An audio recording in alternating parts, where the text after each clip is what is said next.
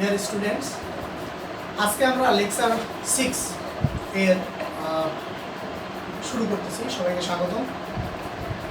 আমাদের এই চ্যানেলটা ইউটিউবে যে ফিজিক্স একাডেমি মানে লিখে সার্চ দিলে পাওয়া যাবে এবং সেখানে নিয়মিত আমাদের অনেক ভিডিও আছে। 9-10 ইন্টারমিডিয়েটের অনেক ভিডিও আছে, তোমরা সবাই দেখতে পারবে। আজকে আমরা আলোচনা করব যে কেপলারের সূত্র থেকে কিভাবে মহাকর্ষ সূত্র প্রমাণ করা যায়। এখানে একটা চিত্রে আমি দেখাচ্ছি সূর্যের ভর বড় এম। এই সূর্যকে কেন্দ্র করে আর ব্যাসার্ধের কক্ষপথে এম ভরের একটা গ্রহ ভি আবর্তন বেগে সর্বদাই আবর্তন করছে। তাহলে এই যে বৃত্তাকার পথে ঘূর্ণনরত কোনো বস্তু ঘুরতেছে, একটা গ্রহ ঘুরতেছে, তাহলে তার কেন্দ্রমুখী বলের দরকার হয়। তাহলে এখানে কেন্দ্রমুখী বলের রাশিমালা এফ সি ইকুয়াল টু বা এফ ইকুয়াল টু, আমরা এপি লিখতে পারি, F equal to M V square divided by R. এটা হলো আমার কেন্দ্রমুখী বলের রাশিমালা। কারণ বৃত্তাকার পথে একটা বস্তু ঘুরতে চাইলে বা কোনো ঘুরতে চাইলে তার কেন্দ্রমুখী বলের দরকার হয়। কিন্তু এই গ্রহটা যদি একবার ঘুরে আসে তাহলে তার রৈখিক দূরত্ব কত? একবার ঘুরে আসলে তার রৈখিক দূরত্ব হলো 2 পাই আর। এটা হলো রৈখিক দূরত্ব।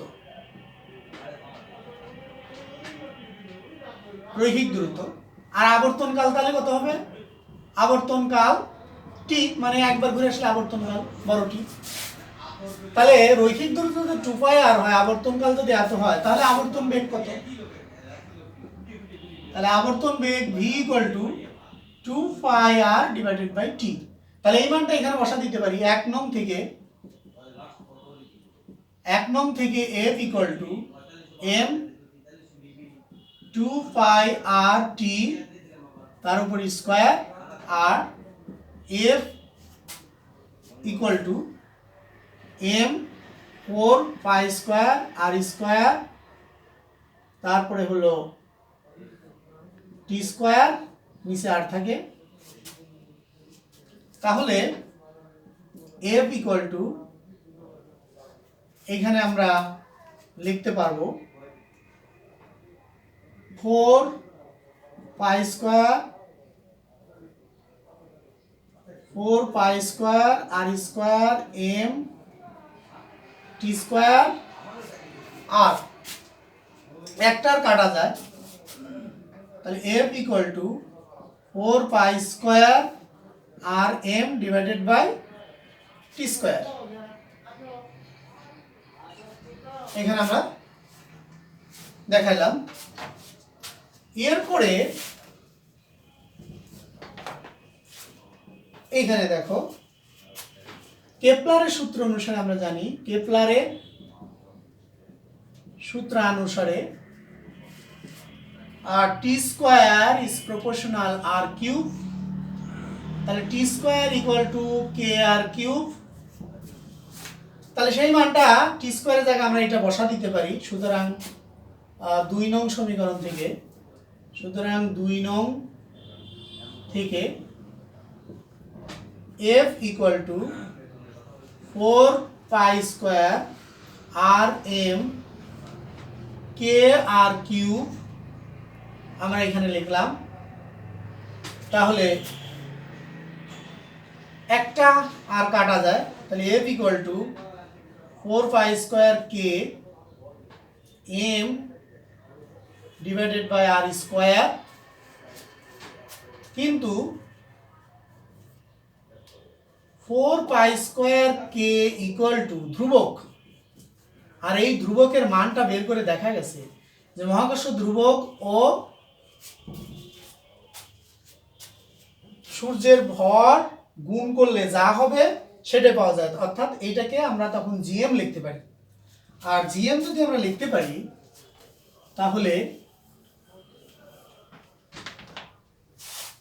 সুতরাং f ইকুয়াল টু জি বড় এম ছোট M divided by R square. সুতরাং f equal to GM R square.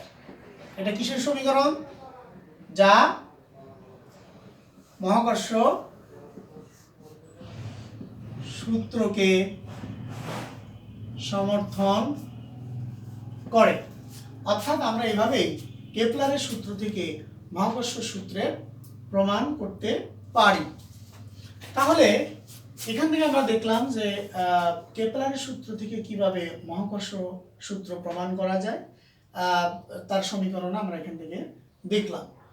এখন আমরা যে বিষয়টা আলোচনা করব সেটা হলো কিভাবে সূর্যের ভর নির্ণয় করা যায়। আমরা একবার সূর্যের ভর নির্ণয় করব। সূর্যের ভর নির্ণয়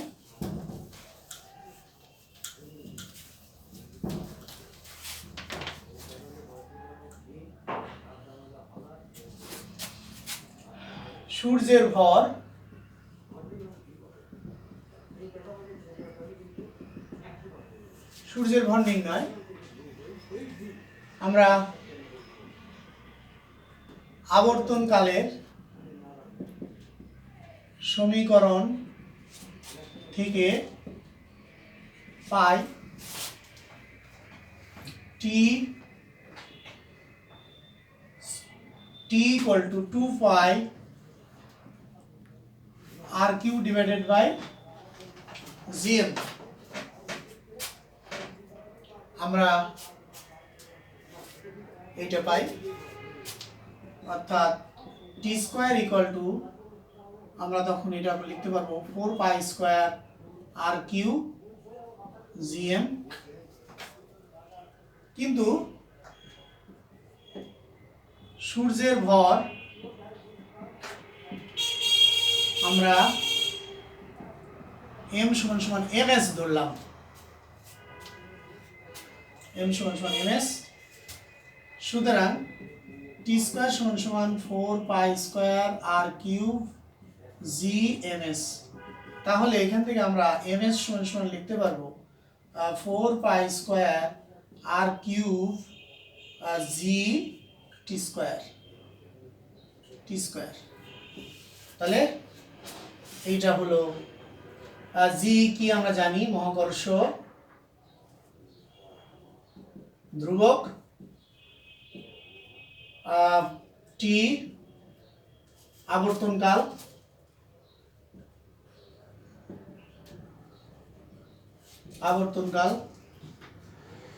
আর দূরত্ব। এখানে আমরা মানগুলো বসিয়ে দিলে আমরা সূর্যের ভর পেয়ে যাব। এখন অনুরূপভাবে যদি আমরা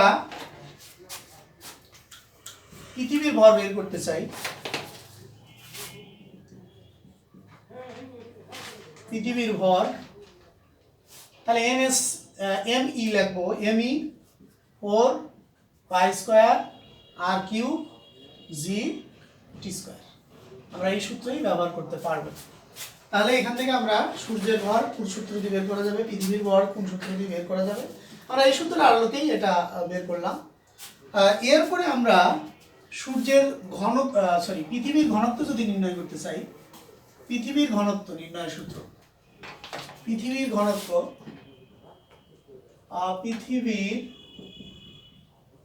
ঘনত্ব আমরা জানি ঘনত্ব ভর আয়তন। সুতরাং rho equal to m divided by v। কিন্তু m ইকুয়াল টু আমরা g r square divided by বড় জি, এটা জানি, কারণ g = gm by r square, আমরা এটা জানি। আর পৃথিবী যেহেতু গোলক, তাহলে আয়তন হবে 4 = 4/3 পাই r³ এখানে আর হলো পৃথিবীর ব্যাসার্ধ,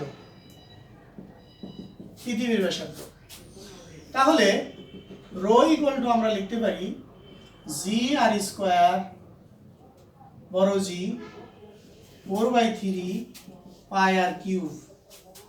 তাহলে rho equal to g r square বড় জি গুণন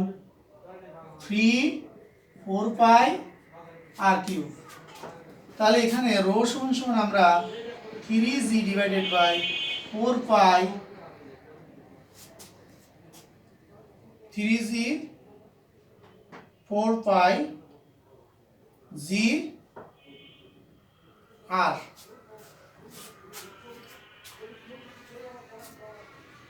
পাই আছে 3 আছে 3g 4 পাই আর বড় জি, হ্যাঁ এটি। তাহলে এই সূত্র দ্বারা আমরা পৃথিবীর ঘনত্ব নির্ণয় করতে পারব। তাহলে আমরা সূর্যের ভর কিভাবে নির্ণয় করব, পৃথিবীর ভর কিভাবে নির্ণয় করব, পৃথিবীর ঘনত্ব কিভাবে নির্ণয় করব, আমরা সেই সমীকরণগুলো এখানে দেখালাম। এরপরে আমরা যে বিষয়টা নিয়ে আলোচনা করব সেটা হলো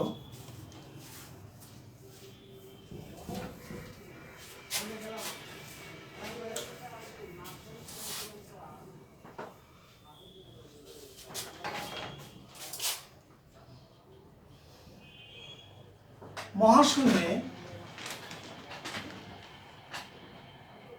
নভোচারীরা নিজেদেরকে ওজনহীন অনুভব করে কেন? মহাশূন্যে নভোচারীরা নিজেদেরকে ওজনহীন অনুভব করে কেন? এখন মহাশূন্যে যখন নভোচারীরা অবস্থান করে আমরা জানি ওজনহীন তখনই অনুভব করে যখন কোনো বস্তু বা ব্যক্তির ওজন, আমরা যদি এটাকে নতুন করে দেখাই, হয়তো এটা পৃথিবী, এটা হলো পৃথিবী, তার চারপাশে এইরকম বৃত্তাকার কক্ষপথে আমার নভোযান ঘুরতেছে এরকম। এটা আমরা ধরে নিচ্ছি একটা নভোযান, এটা ঘুরতেছে এম ভরের, এটা হলো পৃথিবী এরকম। তাহলে এরকম যদি ঘোরে, এটা আর দূরত্ব ধরলাম, তাহলে এই নভোযান পৃথিবীর দিকে যে আকর্ষণ করতেছে সেই অভিকর্ষ বল এই দিকে কাজ করতেছে এফ। এখন এই যে এফ কাজ করতেছে, এই এফটাই হলো এই নভোচারীর ওজন বা নভোযান সহ নভোচারীর ওজন। এখন এইটা যে বল আকর্ষণ করে, ঠিক সমপরিমাণ বল যদি বাইরের দিকে কাজ করে, এই বাইরের দিকে কাজ করে, তা অর্থাৎ এর আকর্ষণ বল বা ওজন বলকে যদি প্রশমিত করতে পারে, তখনই কেবল মহাচারী বা মহাশূন্য যান ওজনহীন অনুভব করবে। তাহলে সেটা কিভাবে আমরা দেখি, ধরি মহাশূন্যচারীর ভর এম, অভিকর্ষ ত্বরণ ইকুয়াল টু জি। সুতরাং মহাশূন্যচারীর ওজন mg। তাহলে এখানে মহাশূন্যচারীর কেন্দ্র বিমুখী বল, অর্থাৎ ভরের কারণে যে বাইরের দিকে কেন্দ্র বিমুখী বল কাজ করে, সেটা যদি এফ সি এফ হয়, তাহলে সেটা M V square divided by R হবে। সুতরাং মহাশূন্যচারীর আপাত ওজন মানে ওই মূল ওজন থেকে আমরা ওই কেন্দ্র বিমুখী বল বিয়োগ দিয়ে দেব এটা। সুতরাং W dash equal to mg mv square divided by r, কিন্তু v equal to root over gm by ছোট r, v equal to gm সমান সমান আমরা g r স্কয়ার 8 ধরতে পারি।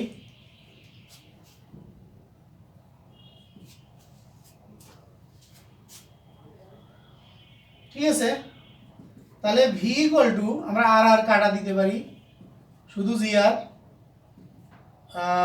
এখন যদি ভি স্কোয়ার দেই জি আর, তাহলে এই মানটা এখানে বসা দেবো। সুতরাং W dash equal to M G minus M গুণন G R divided by R. তাহলে W dash equal to M G minus R আর কাটা এম জি। সুতরাং W dash equal to G. সুতরাং W dash equal to G. তখন আপাত ওজন শূন্য হয়ে যায়। এই আপাত ওজন যখনই শূন্য হয় তখনই নভোচারীরা নিজেদেরকে ওজনহীন অনুভব করেন। কারণ যে বলে পৃথিবী তাকে টানতেছে, ঠিক একই পরিমাণ বল যদি বাইরের দিকে ক্রিয়া করে, তাহলে এখানে মোট যে কার্যকর বল, অর্থাৎ মোট যে বল, লব্ধি বল, সেটা যদি শূন্য হয়ে যায়, তাহলেই কেবল অর্থাৎ ওজনকে যদি প্রশমিত করার মতো যথেষ্ট বল এখানে সৃষ্টি হয়, তাহলেই কেবল তার ওজন শূন্য হয়ে যায়। এই জন্য তখন মহাশূন্যচারীরা নিজেদেরকে ওজনহীন অনুভব করেন। এরপরে আমরা যে বিষয়টা দেখাবো সেটা হলো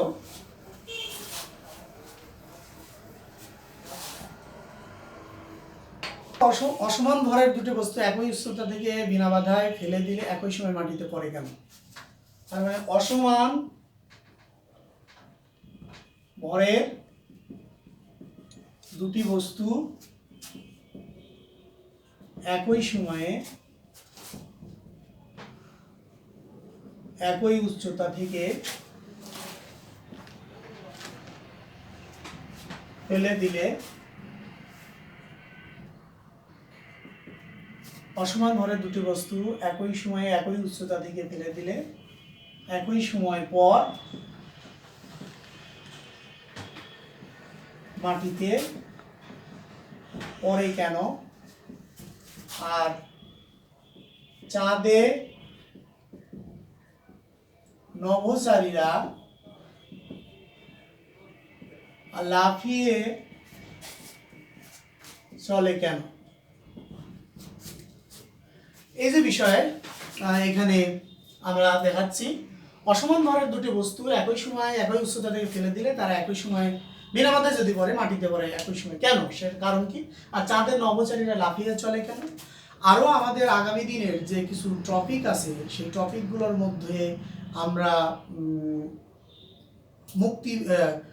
তোমার মহাকর্ষ ক্ষেত্র কি, অভিকর্ষ ক্ষেত্র কি, মহাকর্ষীয় বিভব, মহাকর্ষীয় কোষীয় প্রাবল্য, এই বিষয়গুলো নিয়ে আমরা আলোচনা করব। মহাকর্ষ বিভবের রাশিমালা, প্রাবল্যের রাশিমালা, এই সম্পর্কে আমরা বিস্তারিত আলোচনা করব। তারপরে আমরা এই টপিকের যে কিছু অঙ্ক আছে সেই অঙ্কগুলো আমরা দেখাবো। তারপরে নেক্সট আমরা মুক্তিবেগ এবং গ্রহ, কৃত্রিম উপগ্রহ, এই বিষয়গুলো নিয়ে আমরা নেক্সট আরও আলোচনা করব। তো সবাই ভালো থাকো, সবাই সুস্থ থাকো, সবাই ঘরে অবস্থান করো এবং সাবান দিয়ে ভালোভাবে হাত দাও এবং আমাদের চ্যানেলটা দেখতে থাকো নিয়মিত। সবাইকে ধন্যবাদ।